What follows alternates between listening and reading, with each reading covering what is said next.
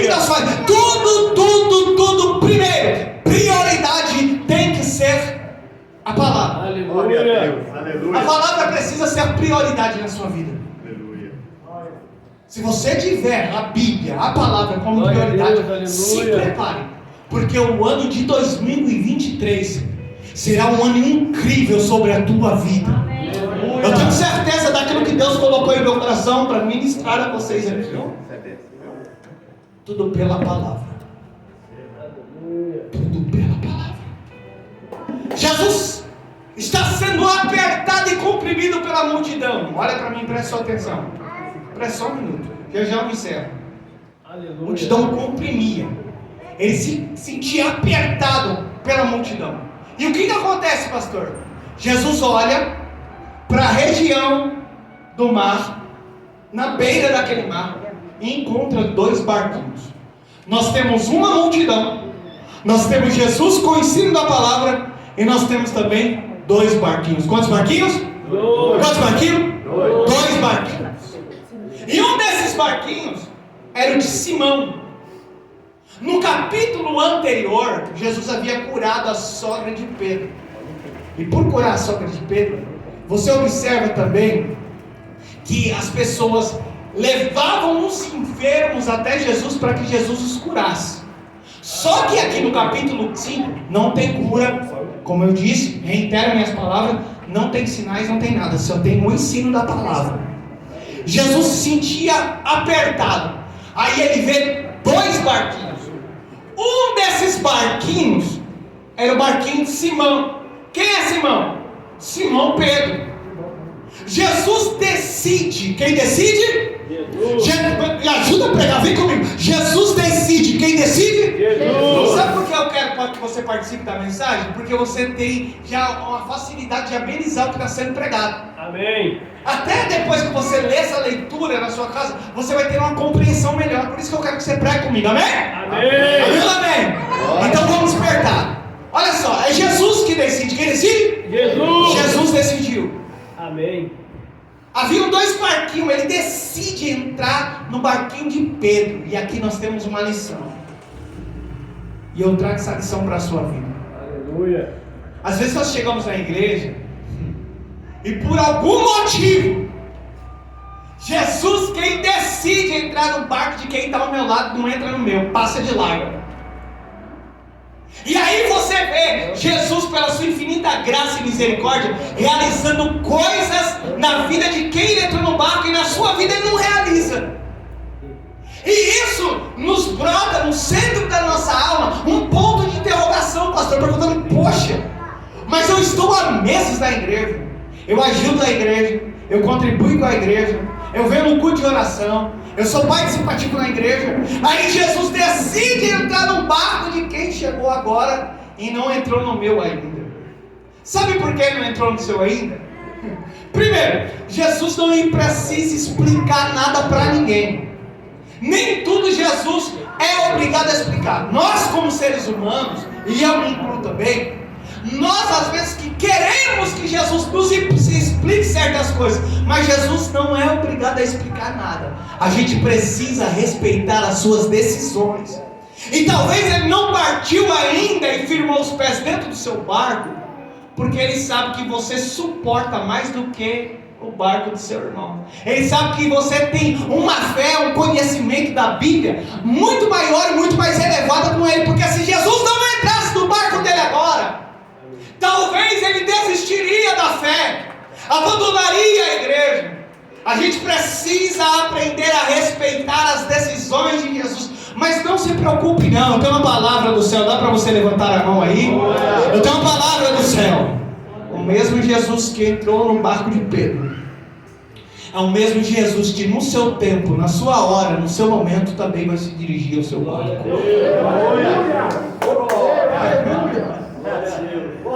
Jesus é incrível. Esse bote, segundo a arqueologia, era um pequeno bote feito de cedro e carvalho. Ele tinha 8 metros de comprimento, 1,4 de profundidade e 2,3 de largura. Nesse pequeno botinho cabia de 5 a 10 tripulantes. E se tivesse 5 tripulantes, era incrivelmente possível trazer uma de pescaria dentro desse peixe. Na noite, vamos fazer engrenagem girar. Na noite anterior, Pedro estava decepcionado, sim ou não? Pedro estava frustrado, sim ou não? Pedro estava triste, sim ou não? Pedro estava arrasado, sim ou não? Claro que estava, porque os resultados não vieram. Pedro é a figura certinha da igreja. É a figura de nós que aqui estamos, eu me incluo também.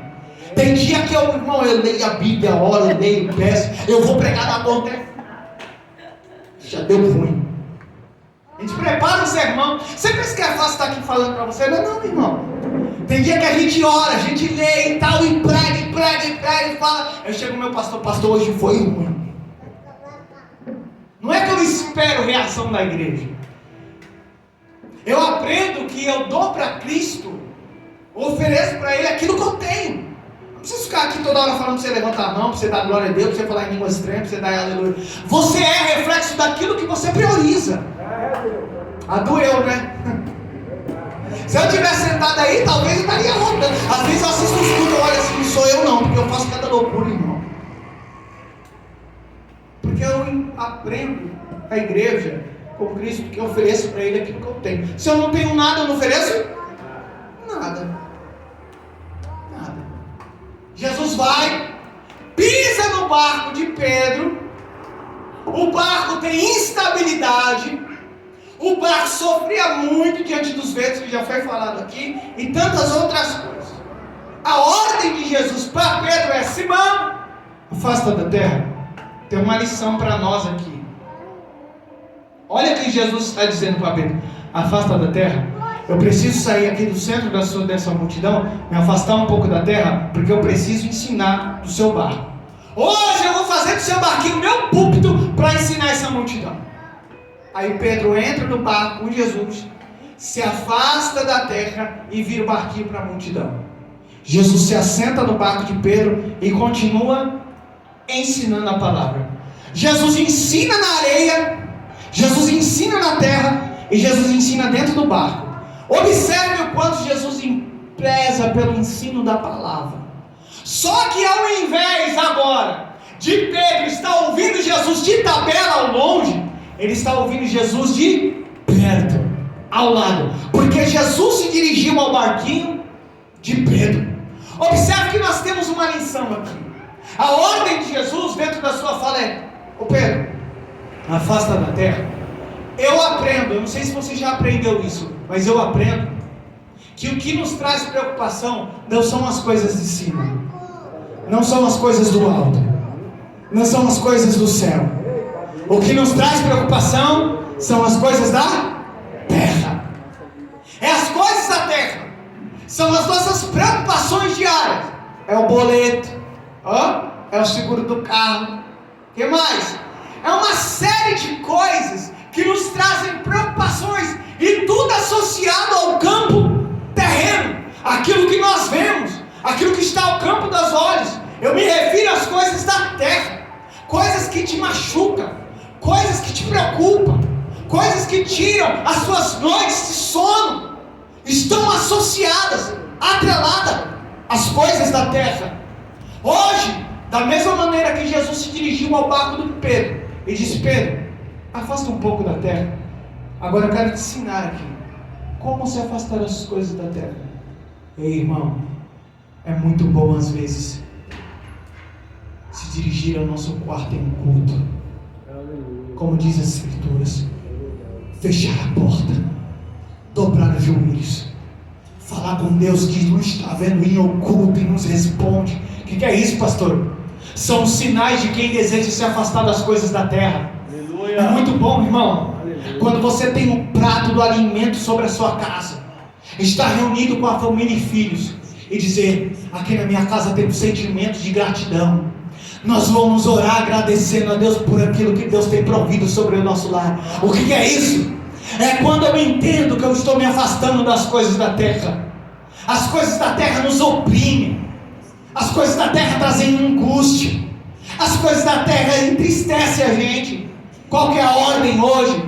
É de você deixar de se preocupar com isso. Por quê? Porque Deus está no controle de tudo. Ei, não adianta você querer fazer do seu jeito. Não adianta você querer fazer sua maneira. Não adianta você tentar o seu jeitinho. Não, Deus está falando com alguém aqui. Você já tentou, você já fez. Deixa que Jesus agora faça parte do teu barco. Te tire um pouco dessa situação, para que você viva sob o cuidado de Deus. É hora, é o momento de nós se afastarmos da terra. Para quê? Para poder ouvir a voz dele mais de perto. Eu preciso ter como igreja, eu não me refiro a essas quatro paredes. Igreja, nós como membros, como disse Paulo, que nós somos membros desse corpo, o corpo da igreja, nós precisamos ter sensibilidade para ouvir a voz de Deus, maturidade para compreender as coisas de Deus, espiritualidade para entender como Deus está agindo. Eu quero acreditar nessa noite, enquanto eu prego, que Jesus olhou para um barquinho de alguém aqui, que passou uma noite toda frustrante, decepcionante. Jesus olhou para um barco de alguém aqui, que entrou com uma angústia na alma, e está dizendo: acalma o teu coração, porque da mesma maneira que eu entrei no barco do Pedro, eu vou entrar no teu barquinho também. Dá para levantar as duas mãos para o alto do céu, para adorar. Se você pode, aplaude o Senhor por essa palavra.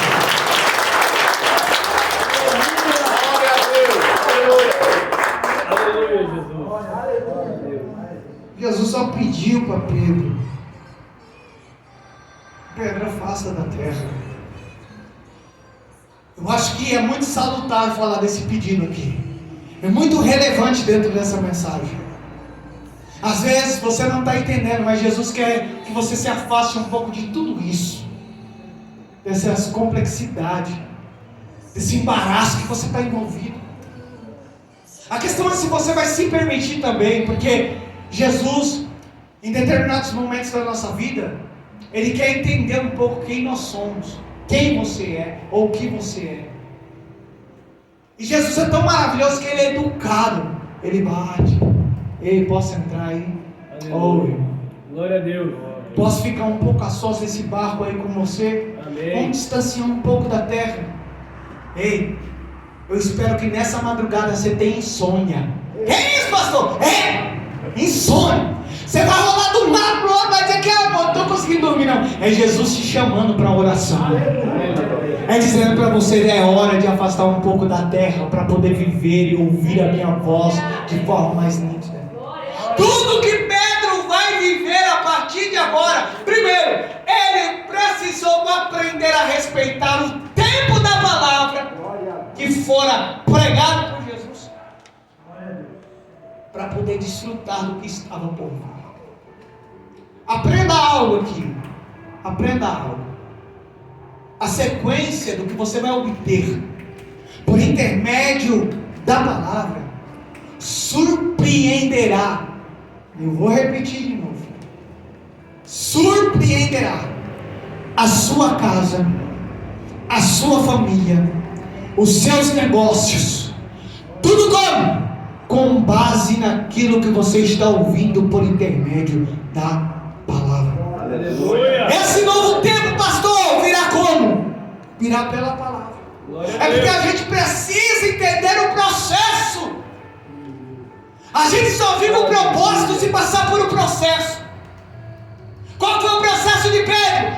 Dores, angústias, problemas. Com seus companheiros: ixi, deu ruim. A pescaria não trouxe o resultado esperado. Nós se preocupamos, tinha certeza que o resultado viria, porém não veio. Não veio nenhuma carpa. Nada. Nem uma tilápia veio aquele dia. Não veio nada na rede. Nada. Dentro de uma vontade permissiva de Deus. E às vezes Deus permite dentro dessa vontade permissiva. Não é no seu tempo. Olha para mim aqui. Isso é uma profecia do céu. Não é na sua hora. Não é no seu momento. E como vai ser, pastor? Antes do tempo que você espera. Porque Pedro não esperava que ele viveria um novo recomeço tão rápido. E Deus é Deus de surpresa. Deus é Deus que nos surpreende, irmãos. Vai vir um novo tempo de Deus antes que você espere. Glória a Deus. Deus é assim, Ele é eficaz naquilo que Ele diz. Lá estava Pedro. Jesus ensinou assentado no barco para a multidão. Primeira lição: Pedro passou pelo processo da experiência.